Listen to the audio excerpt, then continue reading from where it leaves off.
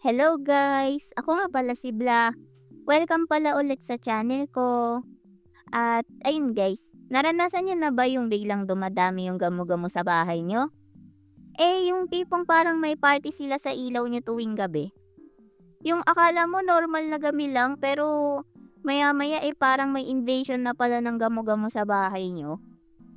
At kadalasan nangyayari pa yun bago magtag-ulan.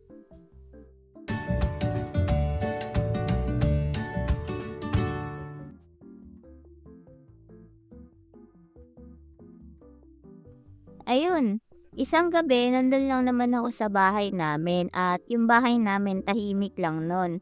Nanonood lang ako ng TV nun ng balita. Tapos napansin ko, may isang gamo-gamo na umiikot na sa ilaw namin. Okay. Isa lang naman. Pero mamaya-maya naging 2, 3, 5, tapos naging 10. Sandali, bakit parang dumadami sila? Pagtingin ko sa ilaw, ang dami na nila. Parang may concert na sila sa ilaw namin. Nakakainis pa naman guys yung mga gamo-gamo kasi minsan pag dumapo sila sa'yo, gagapang pa yan sa loob ng t-shirt mo. Tapos matatanggal yung pakpak nila, didikit sa katawan mo. Hindi ko rin alam ba't ganun silang base matanggal ng pakpak nila. Like parang pag hinawakan mo lang ng konti, malalaglag na yung pakpak nila. Then magagapang-gapang naman sila ngayon na parang mga uod sa sahig. Pero ganun man yung effect sa mga tao.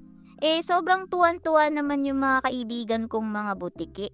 Kasi para bang may buffet sila sa dami ng gamo-gamo na nalipad Mama, ang daming gamo-gamo! Hay nako, dumating na naman yan sila. Sila? Parang kilala niyo na po sila. Bla, lagyan mo ng mangkok na may tubig yung ilaw natin Ha? Bakit po? para matrap sila. Okay, sige po.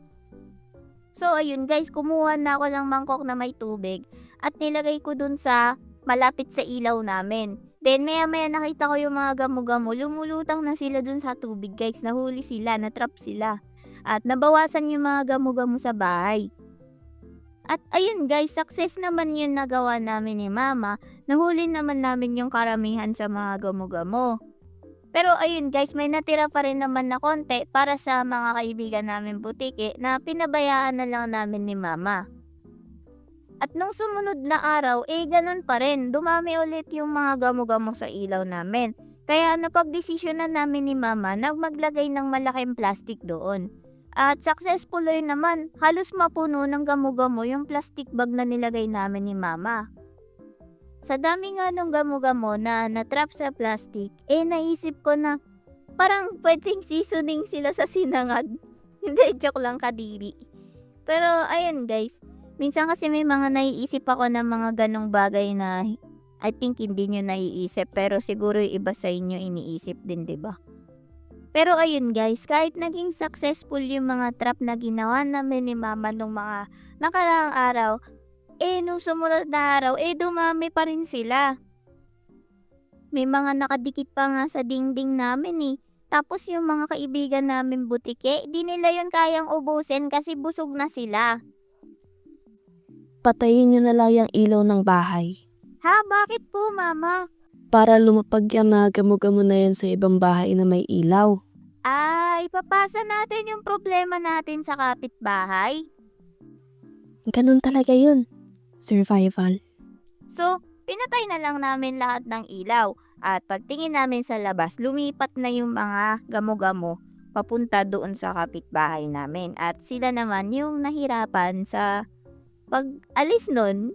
At least kami wala ng problema, hindi, joke lang. Pero ganun talaga. Kinabukasan guys, pagising ko, paglabas ko sa sala namin, ang kalat ng sahig. Ang daming pakpak ng gamo-gamo, tas ang daming mga patay na gamo-gamo sa sahig. Para sila mga uod dun sa sahig.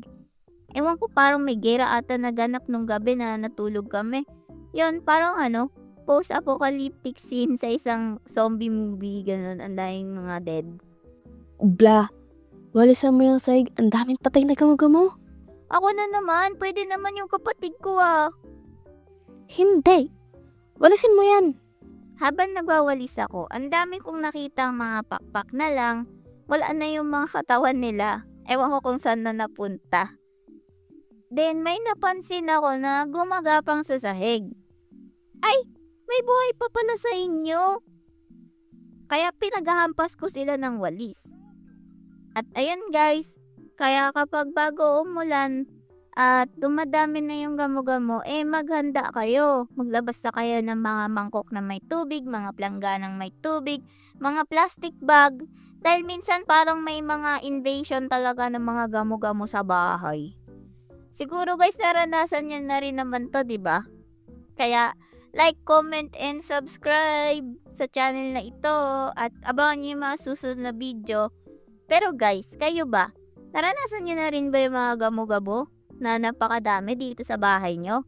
Comment nyo naman sa baba yung story nyo. At kung nag-enjoy kayo sa video na to, i-share nyo rin sa mga friends nyo na laging ginugulo ng gamo-gamo bago magtag-ulan. Ayan lang. Salamat, paalam!